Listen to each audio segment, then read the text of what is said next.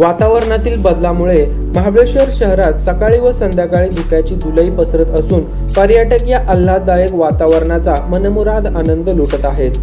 सध्या राज्यामध्ये उष्णतेची लाट असून अनेक ठिकाणी पारा 40 ते 41 अंशावर पुढे आहे।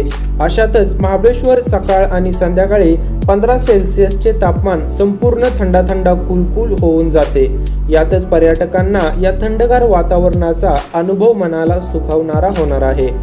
महाबळेश्वर येथे पडत असलेल्या पावसाने पर्यटक राजा चांगला सुखावला असून पावसामुळे महाबळेश्वरच्या वातावरणाचे रूपडे पालटले आहे।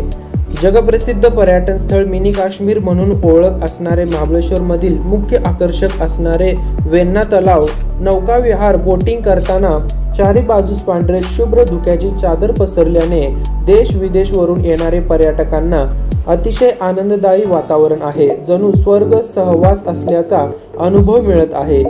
महाबळेश्वर हे पर्यटकाच्या पसंतीसाठी नेहमीच अग्रस्थानी असलेले शहर असून दरवर्षी लाखो देशी विदेशी पर्यटक येथे भेट देतात। गेली काही दिवस पडणाऱ्या पावसाने महाबळेश्वर व परिसरातील डोंगर रांगा हिरव्यागार झाल्या आहेत, तसेच काही पठारे देखील हिरवीगार झाली आहेत।